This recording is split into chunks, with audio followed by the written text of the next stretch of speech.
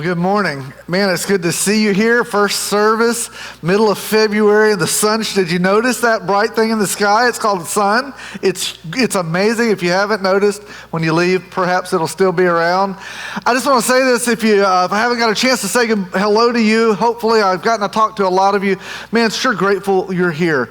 I wish you knew how much around here that we look forward to you walking through the doors.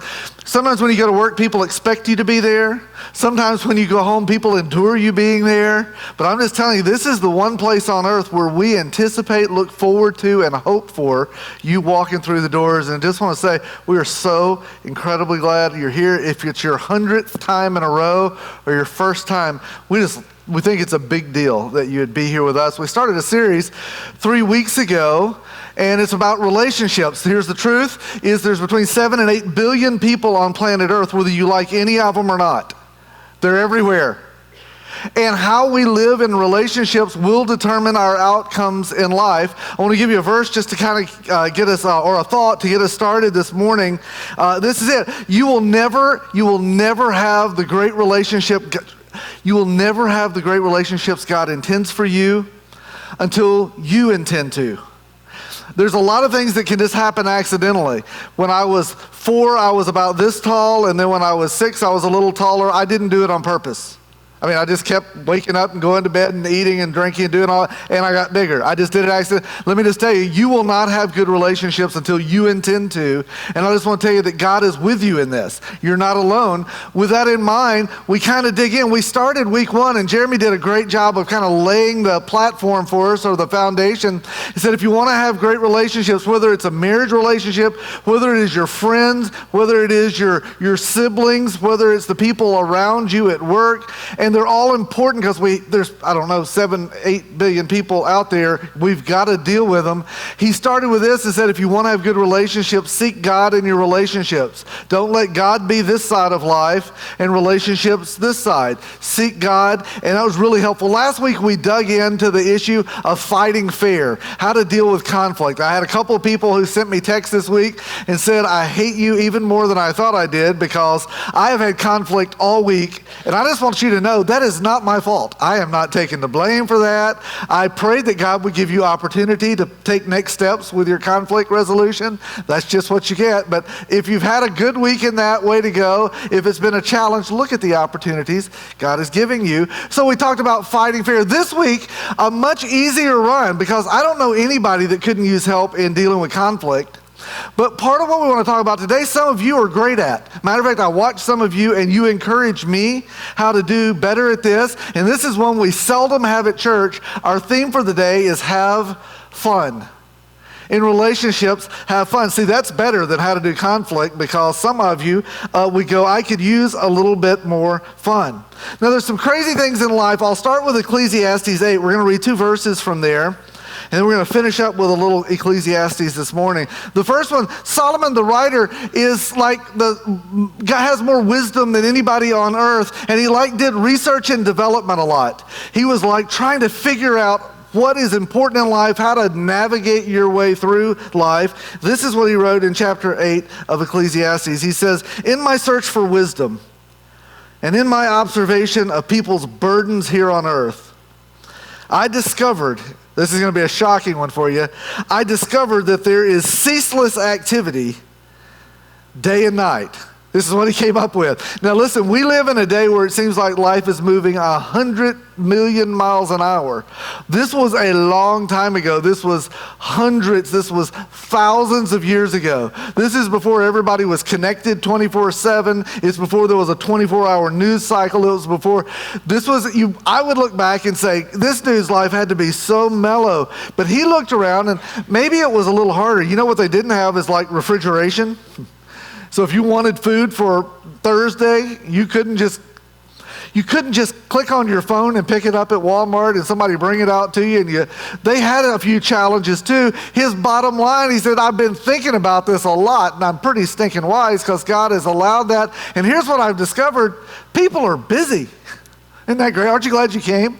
You wouldn't have had this level of communication if you hadn't been here this morning. Here's what we've come up with. People are busy. It is ceaseless. One of the tough things about church is often people who are exhausted from a week of things that they probably didn't even get finished with, and you come to church and people say, now one more thing you need to do. One more thing you need to focus on. Well, he reaches the point of saying life is ceaseless in its activity. It's day and night. There's always one more thing that you could have done, probably should have done, maybe would have done. Here's my take on that, because I don't have nearly as beautiful of thinking as he does, is that life often beats the life out of you.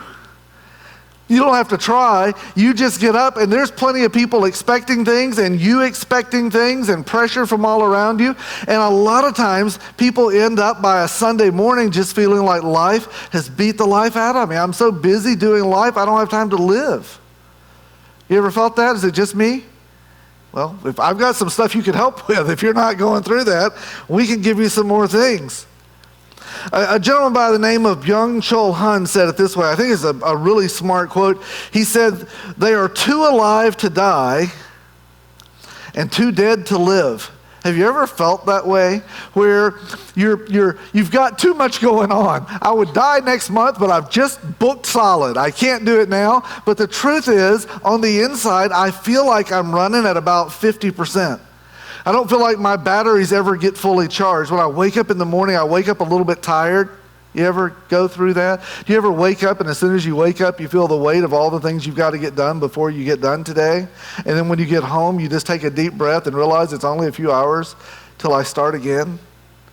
Well, I hope you haven't. I've sure felt that. I think most of us, at least at times, do. There's some of you that have kids that are about this age. I don't even have to ask you if you ever feel that way, because you only feel that way when you're alive, until they're all grown and done, and then you worry about something else. But if you've ever gone through that series of life where you feel like I'm too alive to die, but I'm too dead to really enjoy life, you'll appreciate what Solomon is saying.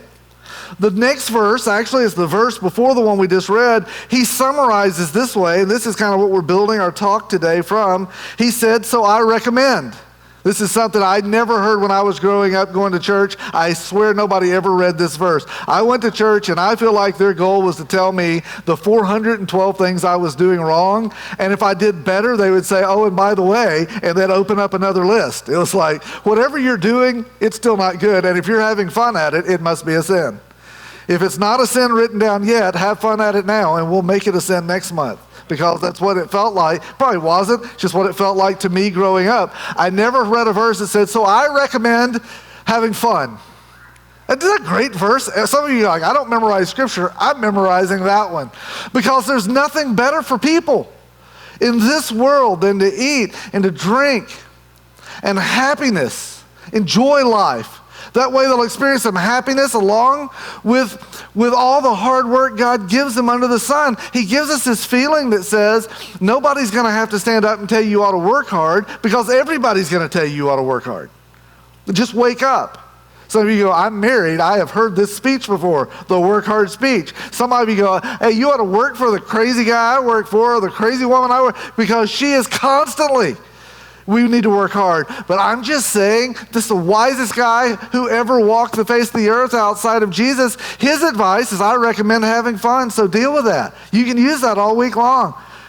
You need to do that. You say, "Hey, smartest guy who ever lived told me I ought to have fun, so just get out of my bubble, get over yourself." That's what he said. Well, as we talk about fun and relationships in particular, there's some things that we need to understand. Let's start with this, that most relationships start with doing things we enjoy. That's usually how we form relationships. When you're a little kid going to school, usually who you hang out with is the person who kind of digs what you do. If you were the little kid that liked playing dodgeball, throwing the ball at somebody else's face, that was you growing. Now, we can't do that these days, but I grew up in a day where that was considered entertainment, unless you were the person getting hit with the ball, and it was considered torture. But you got over it, I guess. But if you were the kid who liked doing that, you know what you hung out with mostly? A bunch of people who really liked doing that. If you were the person who loved music and band and all of that stuff, you usually hung out with. Most relationships started around people with common interests and people who had fun with. That's the way most adult relationships start too. Usually you don't say, I think that guy's a total jerk or she's a total jerk. I'm going to go spend time with them. We have nothing in common. When I'm with them, I wish I could poke my eyes out. It usually doesn't start that way. It usually starts, relationships begin with common interests, things that we share, things that we enjoy doing life together, learning about each other. Unfortunately, over the course of time, relationships usually deflate when they get too distracted to remember how they started. We usually start, for those of you who have been through dating or in that mode now, that dating's weird, but often it starts with somebody you just want to be with. Like even when you're not with them, you call them back. Now it goes away for a lot of people. Calling back becomes a harder thing, but it's not supposed to. But it starts with that. But unfortunately, we often get so distracted with what Solomon said, all of the activity of the world, sometimes we forget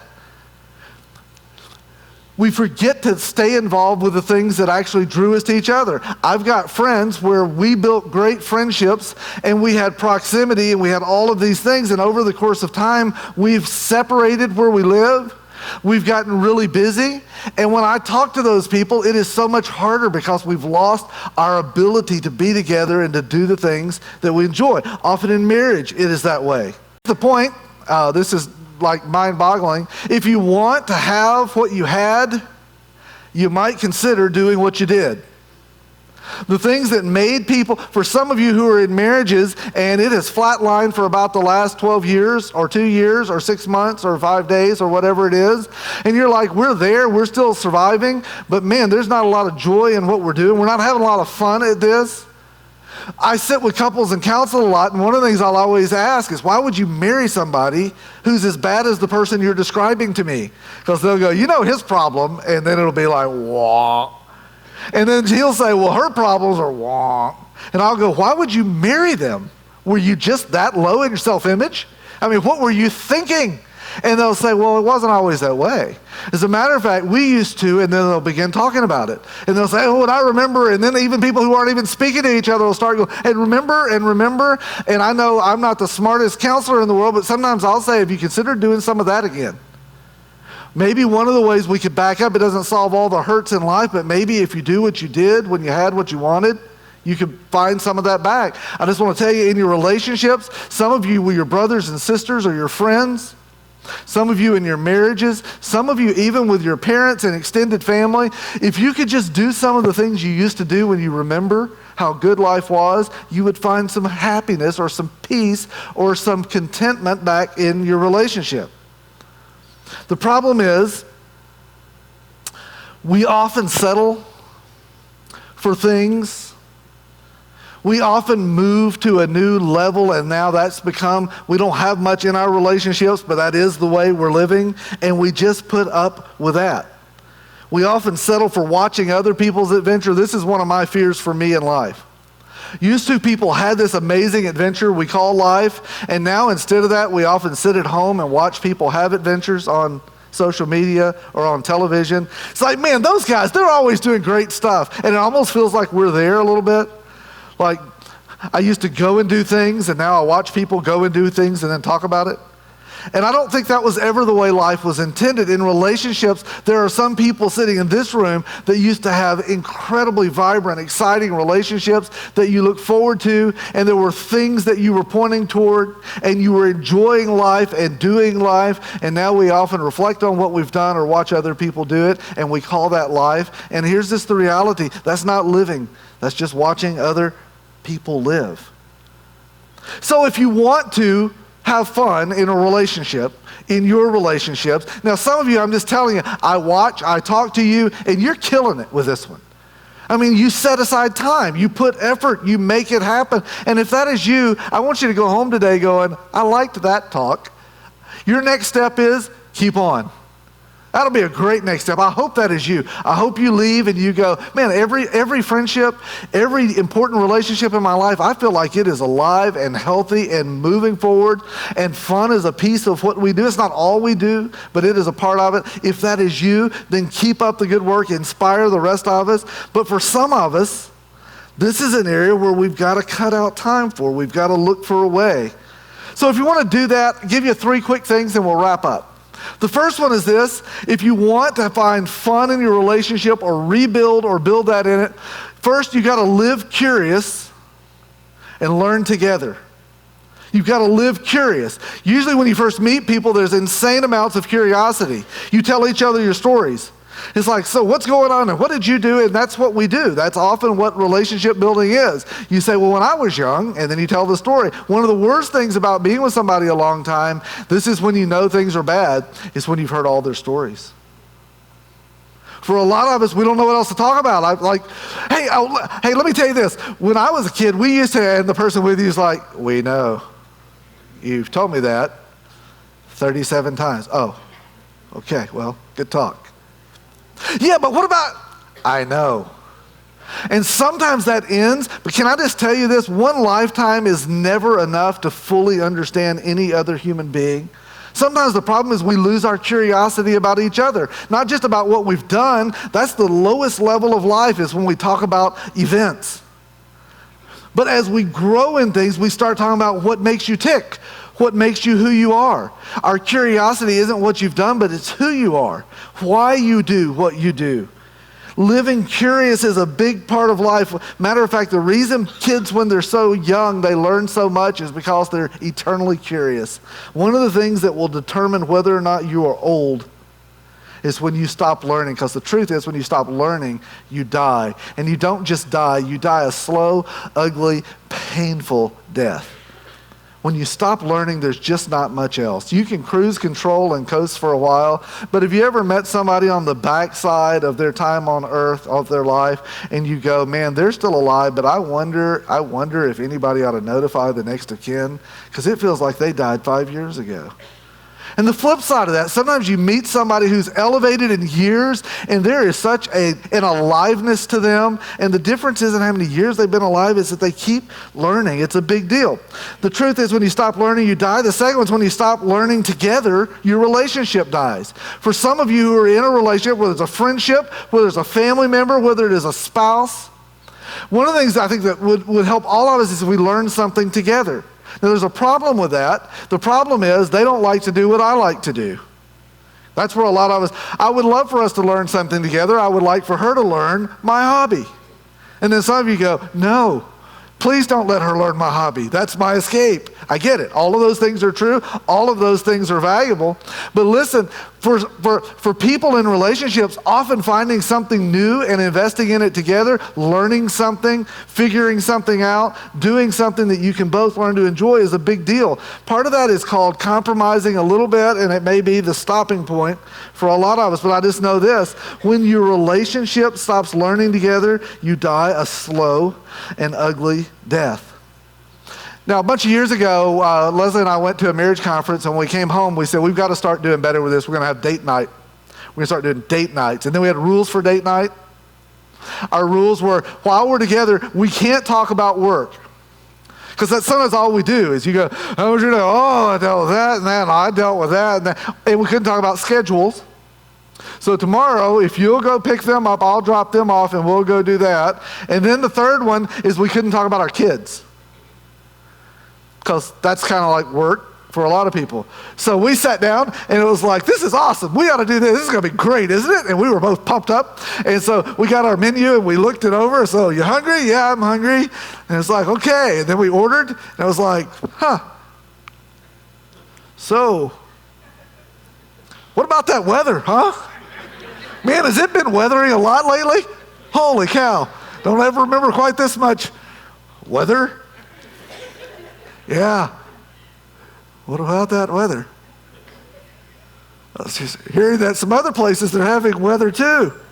Yeah, I hear that's going around. So, you know, we figured out that we had lived so many years just doing the work side of life, the task side of life. We didn't have much else to say.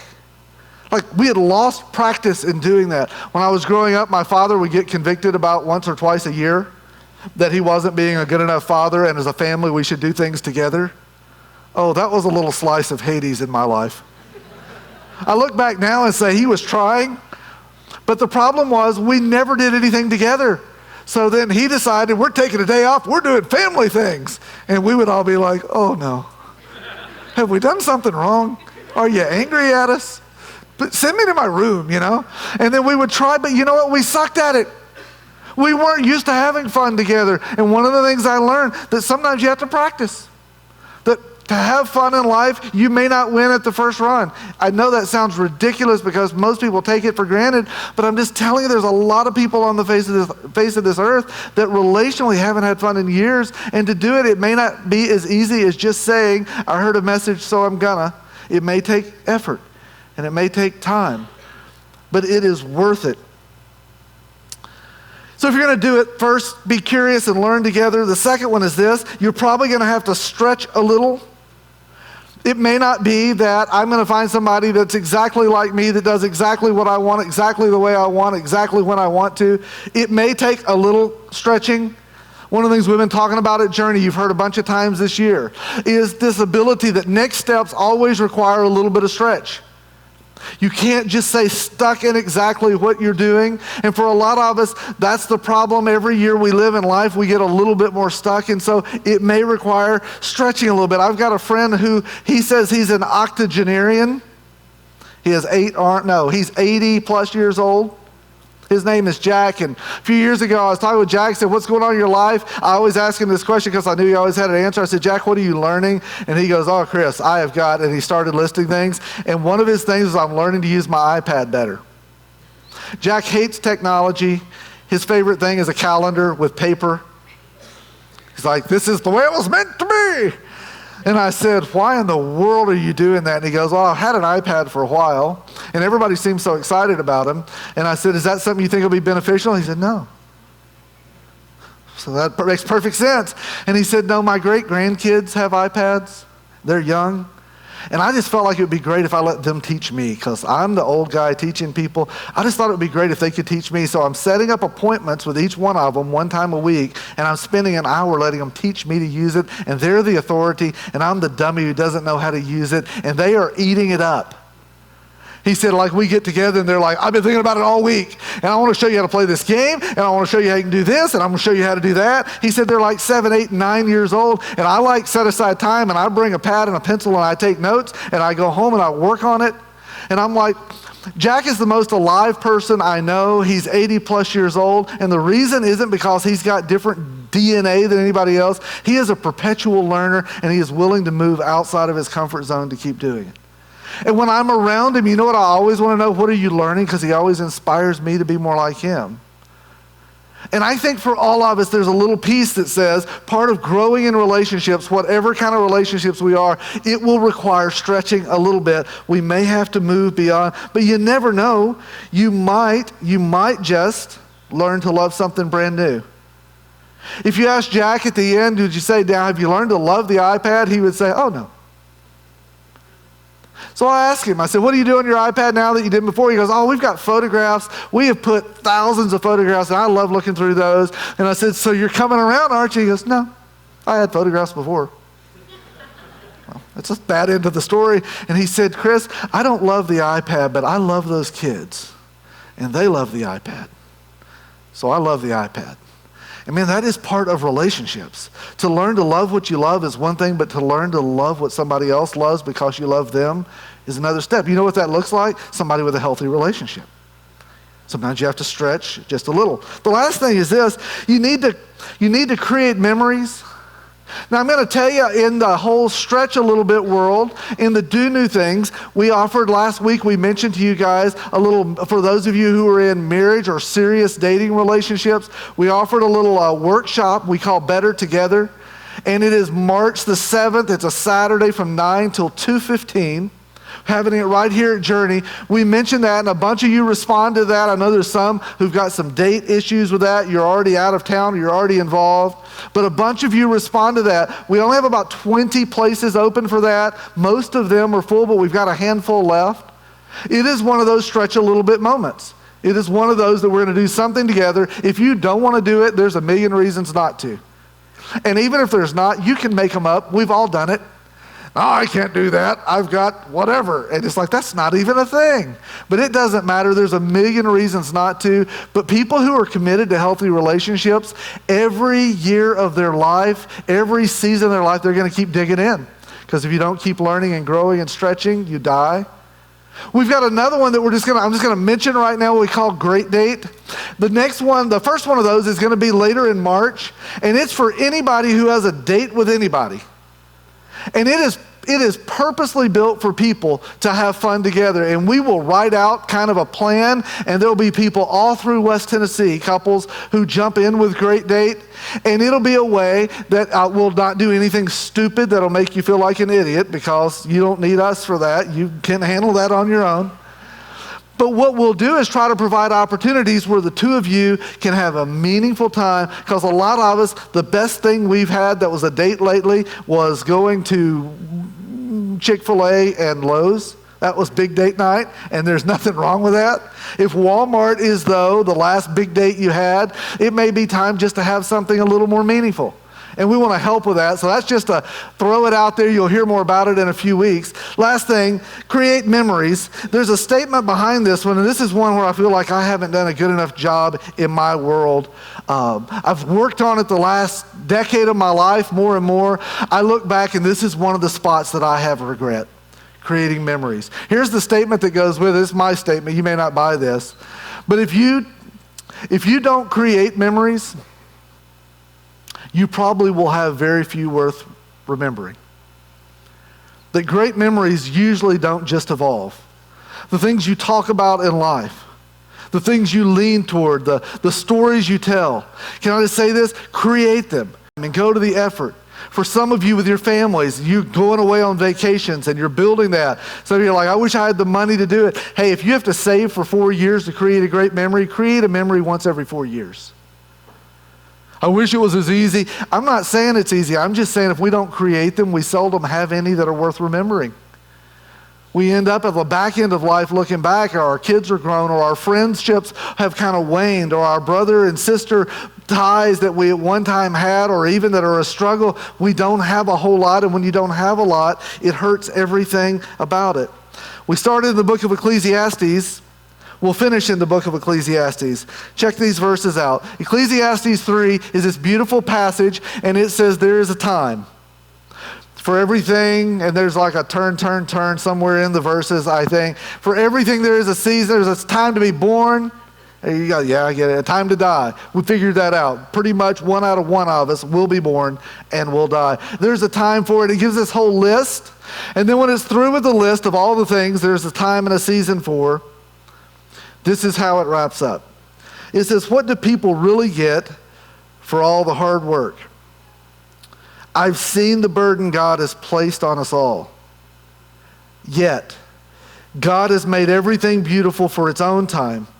He has planted eternity in the human heart. But even so, people cannot see the whole scope of God's work from the beginning to the end. He just says there's more going on than meets the eye. And while it seems like life is going by fast, life has got a lot longer shelf life than what we think. There's more to it, but we can't see it all. And so again, the smartest guy on earth makes this statement, so I concluded. There is nothing better than to be happy and to enjoy ourselves as long as we can. And again, these words, and people should eat and drink and enjoy the fruits of their labor, for these are the gifts from God.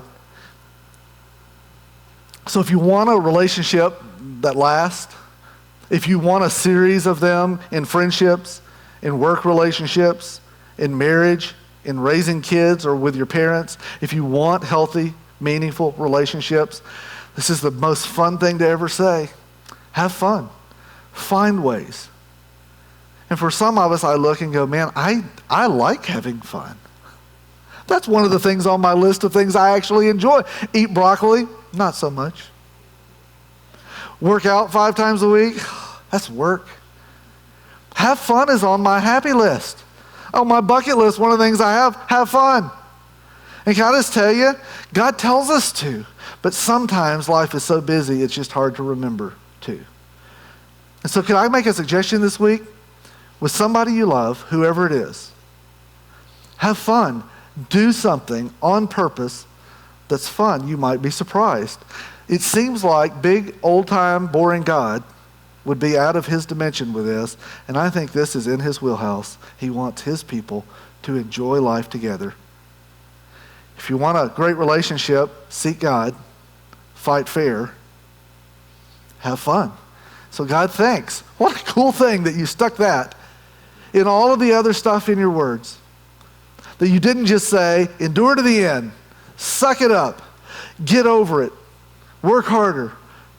That you've given us the wisdom of someone to come along and say, in all of the difficulty of life, there is time and there needs to be space and there needs to be attention to just having fun. Would you help us have a little more fun this week? Because that would just be stinking awesome. We ask it in your name. Amen. Amen.